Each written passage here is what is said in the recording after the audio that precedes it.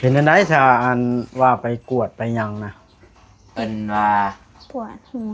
ปวดหัวเครียดร้ายนี่มันมีคิดสิเป็นโรคกระเพาะแล้วมันอ้าสิยากวเพิ่นว่าเครียดให้ไผอีกบาดน่ะแบบมันคิดหลายได้บ่บ่แบบมีผู้หนึ่งมาเว้าผู้หนึ่งมาเว้าในนี่นะมันก็เลยคิดหลายเป็นแบบเกี่ยวกับบ่อยากหดเข่าพู้นแหล้วบัดนี้ เว้าง่ายใช่อย่างอยู่แต่เฮือนบ่ได้ออกไปทางใดไม่ใช่เจ้าบ่ไปเอาไปดำหน้าเฮ้ยฮะจะเอาเฮาไปดำหน้านี่อยากไปดำนาทางเวียงน่ะบ่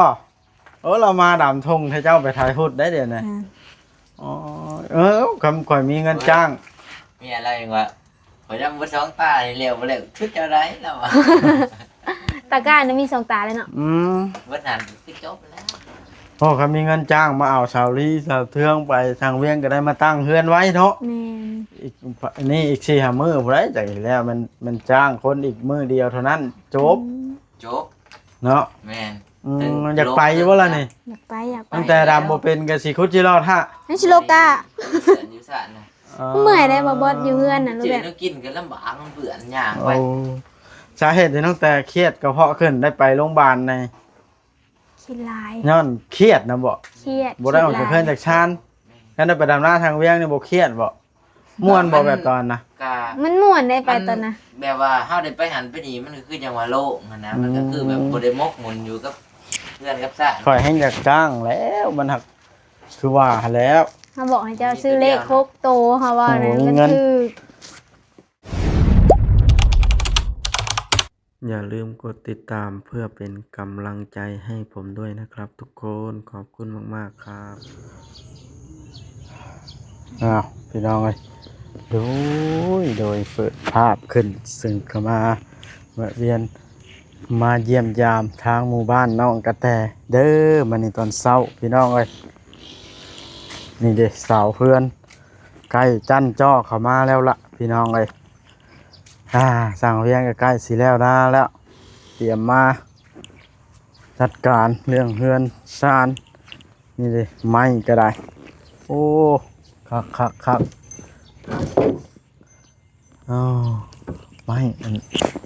นั่นไม้หนาซิปตัวนี้หนาซิปเป็นขาวคือข่างมันบ่อันนี้เป็นแป้นโอ้แป้นยาวแห้งแท้นี่มันก็บ่เป็นแล้วนี่แป้นยาวแห้งจะได้เขาจังซอยได้วะบันไดบ่หรือมันยังแป้นนี่แหละพี่น้องไอ้เข้ามามันนี่ก็ได้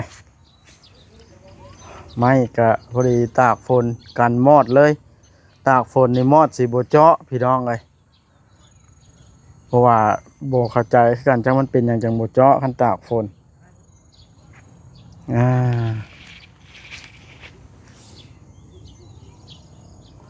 เข้ามาบัดนี้คือว่า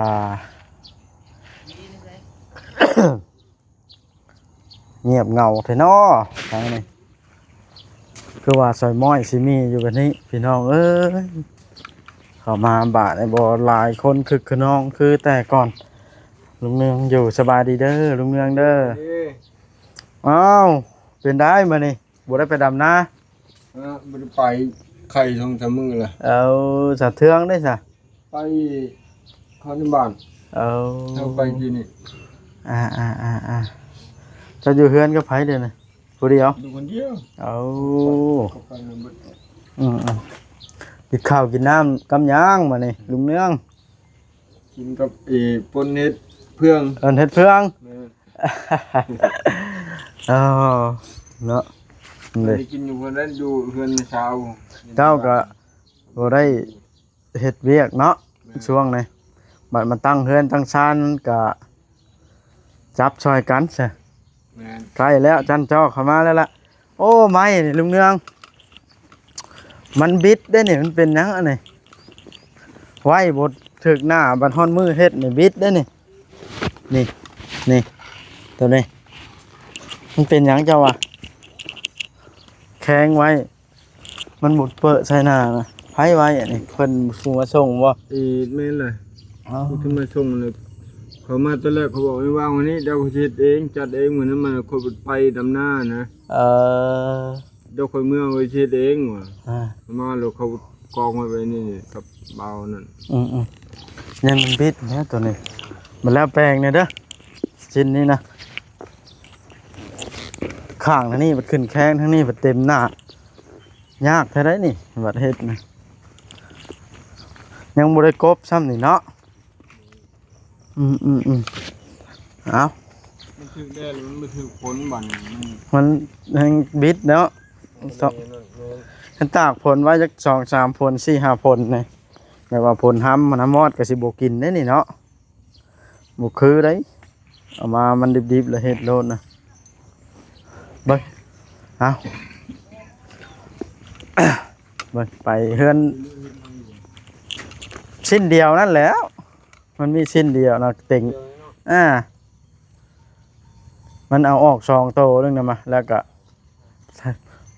ตีลงให้มันเพียงหมู่เบิ่งขอมาเบิ่งทางนี้ก่อนเงียบเงาคือว่าบ่ได้มาเยี่ยมแต่โดนแล้วพี่น้องหลายมื้อหลายเว้นเติบเข้ามาทางนี้ก่อนนะแปลกหูแปลกตาอยู่บ่นี่โอ้มีฮอดพักเสริมปลูกห้างพักรวมอีกพุ่นนะโอ้พัฒนาไปเยอะเลยโอ้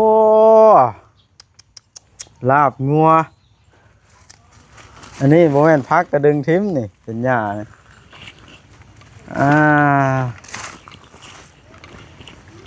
นั่นเลยเครือหมกบวบมีแต่ยอดบักเยอะๆบาดนี่แกงปลาดุกใส่ก็คือสิคักอีกเอาสบายดีเอาไผก่อนนะ เว้นก็ตั้งไว้ ตั้งเล่นๆใช่ขันหมาเนาะปลูกยังอันนี้น้องกระลอกปลูกมื้อใดอันนี้ ง่ายปลูกแต่เมื่อวันข้างพุ่นหนักง่ายสิ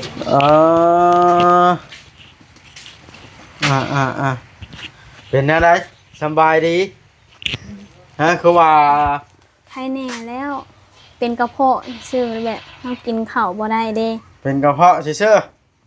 เป็นหยังแขนนะ ติดเอา เพราะเราว่าไปซักลายคือว่าโหดแท้ มันจะเกินนะ ฮะสบายดีเด้อทางนะเป็นได้ไม่ได้พากันกินข้าวกินน้ำแล้วบ่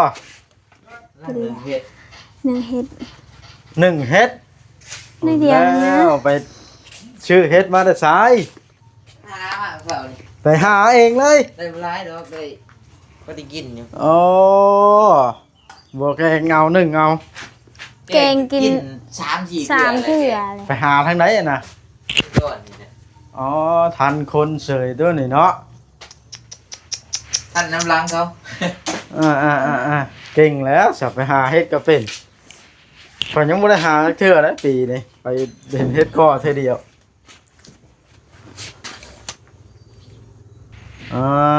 เป็นอะไรน้องกระลอกไปกวดบางเป็นกระเพาะธรรมดา เป็นกระเพาะเฮาบ่ได้กินข้าวเด้มันกินข้าวบ่ได้กิน แบบมันก็เป็นน้ำบางช่วงก็ เป็นกระเพาะธรรมดา แม่นแล้วก็มือซื่อกับปวดหัวเวลาปวดหัวมันเป็นเรื่องปกติ เพราะว่าเงียบเหงาถ้าเข้ามาบ้านนี่ไปทางไหนกันเบิดคนแถวนี่ เรื่องเพิ่นเขาให้บ้านบ่หรือว่าเพิ่นไปใส่แม่เฒ่าแก้วจักเราไปใส่อยู่เพื่อนบ่ มึงอย่าดื้อบักหลง โดได้ หมดโดบ่ ขณะเจ้าบ่มาแต่หึงมันยังจื้อระวังให้สายสากมันมา มันมาครบบ่ แม่น นี่แหละพี่น้องมาเยี่ยมน้องกระแตได้ข่าวว่าไปห้องหมอน้องกระลอกก็ได้ขี่รถยังไปมื้อนะ นั่นรถ ลัดรถมันสายทางนะบ่ไปห้องหมอได้ล่ะ เขาไปเอาเงินแล้วก็มากวดคลินิกอยู่บ้านเฮาคือเก่า มากวดอยู่บ้านตัวเองพี่เฮ็ดเองอันนี้ เพราะว่าไปพูดมันก็เพื่อเฮาไปฮอดมันก็สวยแล้วเด้8-9 โมง9 โมงเลย ก็เลยมากวดอยู่พี่ ช่องแล้วบ่เด็กน้อยนะ ยัง บ่ได้ช่องมึงเลยบ่ฮู้ว่าเป็นแพทย์หรือเป็นเพศหญิงเพศชาย ยังบ่ฮู้ดอกยังบ่ฮอด3 เดือน 4 เดือน6 เดือนนะจังสิซอง 6 เดือนจังสิช่อง เอาแล้ว ตัดมันยังสายนี่นะ หมากัด แล้วเสียหายขนาดเลยเนาะหมอน้อยนะมันเสียไปแล้วเหลือแต่โมโตอาบน้ำมันเด้อ อ้าว อ่านตลอด เลี้ยหัดปากช่างเฮ็ดแท้นี่ ดื้อ คือเกิดเฮาโปรดแบบนี้นะมันคาบไปเสื่องเลย อ่า ไม่เรื่องครบแล้ววะ ไม่มานะบ่ นี่ ว่าแน่นั่นแหละ ครบแล้ววะนะ อ่า เอาสะอ่อนกับเป็นนะป้อยา ดาว เล เอย งเนาะ แม่น มือไรมาตั้งกะถือศีลมาละเด้อ ชื่อชีนมาล่ามเนี่ยไหนสิเอาปลาดุกในหนองนี่ได้ขึ้นแจว ได้ ฮะ ให้อยู่บ่ล่ะ เอาแล้วเป็นจัง เอ้อ น้องมันจะขัวน่ะมันโบกสิเบิดเลย ฮะ น้องมันหัว น้ำบกบ่ได้นี่ น้ำมันโบกลงน้ำเต็มตอนนะโบกลงอีกเลยดิเมนว่าพลตกก็ได้เป่งเขาอีกมันโบ เด้ ก น้ำมีอยู่คือบ่เป่งใช่ซะ ยานผลบ่ตก อ๋อ ว่าสิซักเครื่องเด้เมนว่ารอนะว่าสิซักเครื่อง อ่า ได้ผัดเมื่อวานนี่ว่าสิซักเครื่องก็ไปหาเฮ็ด ไปเบิดช่องผู้เมียนะบ่ บ่นี่อยู่เพื่อนไปกับเอ้ยเทืองแล้วก็แม่นาง เจ้าบ่ไปโอ้ไปหาอีกมานี่น้องบอย ไปหาเฮ็ดอีกไปมานี่ บ่มีแล้ว เดี๋ยวพอได้หนึ่งเลย เข้าไปเมื่อ ซื้อ วาน ข้าวกับแพงคือหยังนี่เฮ็ดปวกคันโดยหา นูมือน่ะมือพุดน่ะปอขุหนึ่งตัวที่ว่าจะถ่ายลงกระบอกคำหลานะแบบนั้นเลย200,000ปลาย อ๋อ หากมันบ่ได้แม่นดอกงามแบบนั้น อันนั้นเฮ็ดข่อยถ่ายลงนะเฮ็ดน้องชายข่อยได้น่ะ อยู่เพื่อนอย่างผมได้ 200,000ปลาย ทำนั้นได้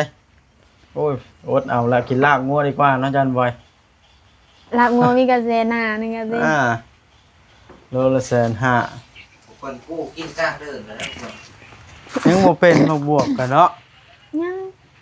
โอ้มีแต่ยอดใหญ่เลยแกงปลาดุกใส่เด้ออันยาก นี่กะต้มปลาดุกแจ่วแล้วก็เก็บมาลวกกิน เคยบอกเลยนะ กินจักเทื่อแล้วฮอดโลซาวเทื่อ บ่ฮอด10ซั่นนะกินหลายมันก็บ่ยากบ่เด้อ จนเจ้าต้องตำหมักลุงปิ่น กินปลาดุกเนาะ เกลือแล้วมานี่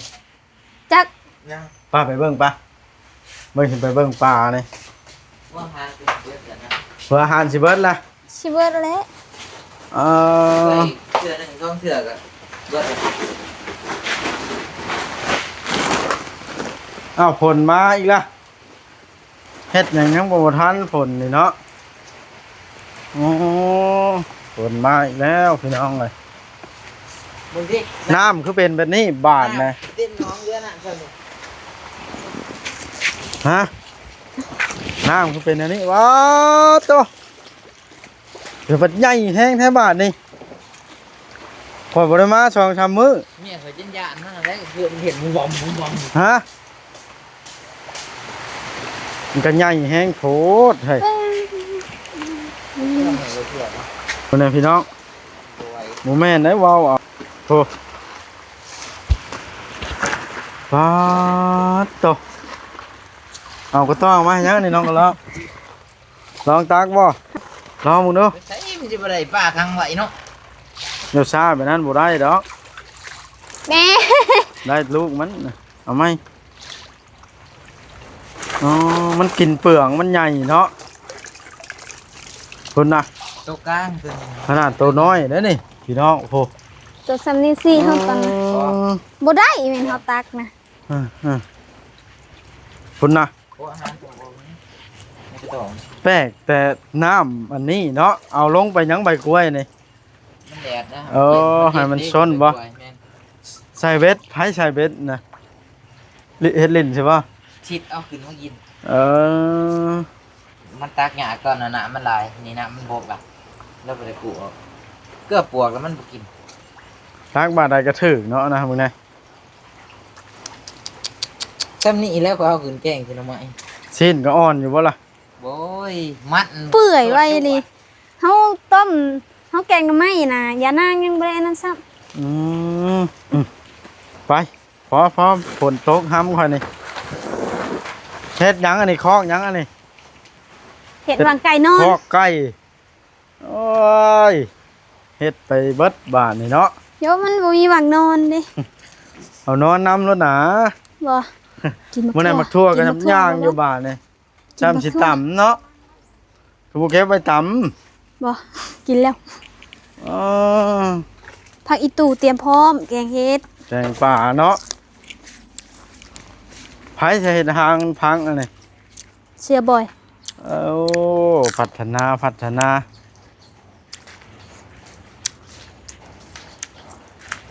นี่น้องทศกัณฐ์แล้วเฮ็ดหยังอะน่ะละเมียนไม้ใกล้แล้วจันจ้อแล้วพี่น้องเอ้ย ไม่เป็นทางใดบ่มื้อนี่ ฮะมานี่แล้วก็สิไปหาบอกคำลาพุ่นเลย โปรจังนี่ไป เปียก เปียกขยามันแล้วเนาะ บ่ไปนำบ่ ไปแม่ไปลิน หาบอกคำลา ไปกินรับซีน ครับชิ้นในชัยนี้กินเบิดละวานนี่ กินกินอีกมื้อ เห็นบ่วานนะ เอาไปขึ้นบ่เห็นว่าปูกินกลางเดินเลยนอน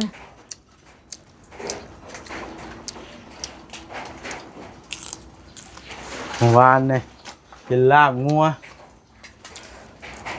ไปฆ่าจันบอยมานี่บ่เคยชื่อมาช่วยจันบอยคุยจักเทื่อบ่ยังบ่เคยมีแบบ ยา ว่า เขาถึกเลข6ตัวก็ให้ซื้อมาให้เจ้า อ้าววันศุกร์ได้ไหมนี่ มันชุกกับวันเด้อไปหาเฮ็ดเมื่อวานเนาะย่างต้นคาละค่ะ มานี่วันศุกร์อาจสิอันพันเลขเด็ดก็เป็นไปได้ต้องบอกเลขถึกอยู่ชื่อมาชูกินอยู่ลาบขมลำกันคักเนาะ คิดชวดลาบขมให้จากหัวรถตอนนะ เป็นหยัง ขมอีหลีเหรอ ไผ่ลามนะไผ่ลามนะ จุดเจ้าซื้อกินนั่นเด้ขมป๊าดเด้อเฮาอุ่นช่องเถื่อยังมาขมอยู่ อืมสั่งเวียงก็ใกล้สิแล้วนะละนะไปถ่ายพุทธนะ มันแดดพาไปคุดจิโร่นี่เด้อให้เอื้อยก็ได้มาเอาเฮาไปคุดจิโร่มันใหญ่แล้วจิโร่แบบนี้นะ อ้าวรถขี่ไปแล้วคือเห็นไปชื่อแล้ว บ่แม่นรถเฮาเนาะ ฮะ คอยแค่ไป โมแม่นรถสุนเจ้าใช่ปะ ซื่อ คือว่าเห็นไปชื่อแล้ว คือว่าขี่น้ำกันเขาบอกโมแม่นว่าซะ ๆนี่นะรอมาซื่อ ขี่น้ำกันผัดอ้ายผัดไปเวียกแต่ละมื้อเด้จ้ะเคยไปหาลูกกาอัน ๆ แบบ น้ำบาด นี้ แล้ว นี่ มันบ่คือของไปของมันเนาะ แบบผู้หนึงไปแล้วก็ผู้หนึงกระทะแบบนี้แหละ อืม อ้ายผัดไปแต่ลูกกาบัดนี้ถ้าแม่นบ่หาเงินบ่ได้เติมน้ำมันบัดนี้เอา แม่นแล้วอยู่ผู้เดียวล่ะโอ้เบิ่งพิษใช่ว่าเป็นรถน้องกระแต เอาขึ้นคือลืมก็เริ่มต้นกันว่าพาน้องแต่มาซื้อรถว่ะ ต่อไปผัดกับรถพี่ชาย นี่ไม่เท่าแก้วเรามาแต่ใส่ อ่า บ่ว่าหามองอะไรเด้อ น้องแต่ก็เมื่อนสิได้รถแล้วนะมาฮะ ยังเฮิง ยังหึง จะไปซื้อให้บ่ บอกแล้วขอยสิเอาเงินมาได้ใช้บอก เจ้าก็ถึกเลขเนี่ยสิ 20,000ได้400,000วิวละแตกว่า ฮะ เห็นใด เกิดไปหาคนดังเลย ว่าแม่นนั่นบ่ยังเลี้ยงซีนกันเนาะ เฮ็ดหยอกชื่อๆก็ได้ขอยเฮ็ดหยอกก็ชื่อก็ว่าขอยได้อลีบ่เด้อฮะ โอ้ยไม่ใช่นะ เฟซบุ๊ก บ่หักมันขึ้นกว่าเก่าได้แบบยอดไลค์เจ้านะมันขึ้น เปิดน้ำบ่หน่อยวันนะข่อยก็อยากไปอยู่ของข่อยบ่คนการนั้นไลน์อยู่ ติดตามเท่าไหร่แล้ว 400ป้าย บ่ได้ต้องหมื่น ไม่รู้ กดมันนะ 1,000นิด นะทำยอดคนติดตามให้ฮอดหมื่นเด้อ ฟัดโตเดี๋ยวนี้บ่ได้เอาคลิปลงก็ได้ให้คนติดตามยอดให้ฮอด10,000มันบ่มีแนวถ่ายเด้ อืมถ่ายเฮ็ดหยอกกันล่ะเอาบัดนี้สิออกคอนเทนต์ให้ในช่องผมเมียบ่มีลูกมีเต้ากันนี่คันจากอันนั้นมานะต่อแค่ต้องคานะเท่าล่ะเอ้ย คนก็หุ่มเบิ้งล่ะ มาบ่สร้างคอนเทนต์ให้เลย ฉันอยากให้คนติดตามทางเพจนะบ่ได้เงินทางเพจลงเล่นๆใช่ไหม ให้เอื้อยนั่นเจ้าต้องไปตั้งให้เอื้อยนะเรามักเอาลงอย่างจันจังซี่ ม ได้เลยคือเราไปคุดจิโลกอะเอาลงเงินไปหาเฮ็ดกับ บ่าวหุ่มเลยนะเนี่ย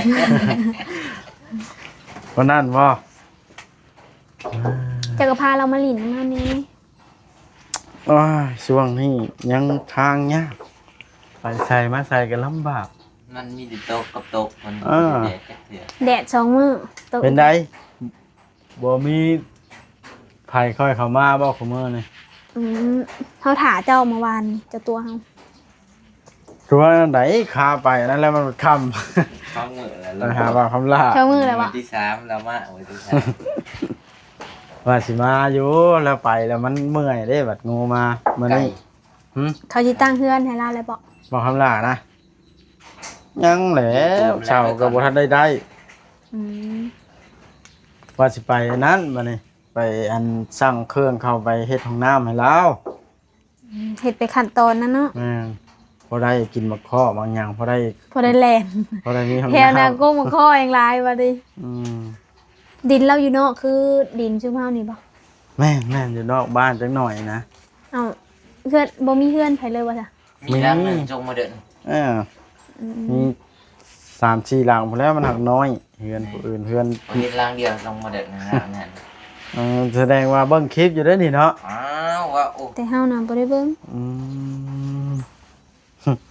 ทั้งบ่ได้เบิ่งกันจักดีตั้งแต่เนาะ เอาเบิ่งได้ผัดใครแม่นว่าเบิ่งในเฟซผัดเฟซเดียวกัน ผู้หนึงเบิ่งแล้วก็จบผู้หนึงกดแล้วก็จบ อ้าวมานี่ก็บ่มีหยังหลายน้องกระแตมาเยี่ยมยาม ใครกลัวเจ้าบ่มาบ่บอสแม่จูลี่แล้วบอกว่าให้เฮาทอดกล้วยให้เจ้ากิน เอากล้วยในใจบ่ทอด นะบ่ได้มี กัน กล้วย มาทายอีกประมาณจะเดือนมันจะเป็น มันก็ใหญ่แต่ได้ต้นอะไร ค่อยอยากอันนั้นอยู่เดี๋ยวนี้ ใหญ่ยังไง อยากได้เงินอันนำผู้ใหญ่มาจ้างถ้าเจ้าไปดำนาอยู่ให้มันแล้วไวๆนี่ แม่จูลี่เด้แล้วฝากมา สิมาหับเอานี่อืมถึงได้มาตั้งเฮือนสาวเทืองไวๆเนาะอันมารับเอาหลายคนซ้ำเก่านี่สาวอีหยังนะ สาวยังอยู่ใส่แล้วบัดนี้สาวลี สาวลีสมมุติมีเงินจ้างแล้วสาวลีสาวเทืองลูกแล้วหันทเจ้านี้ก็พอแล้วนี่ ไปตอนนั้นผู้ดีเต็มรถ ไปดำนาสั่งเพียงอีกมื้อเดียวเท่านั้นแหละกันได้มาตั้งเฮือนไว้ อีก ฮะ อายุกี่วะ เอาสาวบ่จ้อยพร้อมบ่เอาบ่จ้อยไปน้ำบ่ เอาไปจอยไปน้ ต้องในใจ โอ้ทางนาตัวนี้มันง่ายมันไกล ำไปเห็นว่าแล้ว อ่า แล้วเมื่อเลย ทิศทางดับเอาไปต่างๆนานาคลิปนี้ก็ยืดยาวแล้ว เลย สิจบคลิปลงก่อนเด้อ เลย สบายดีสบายดี ดี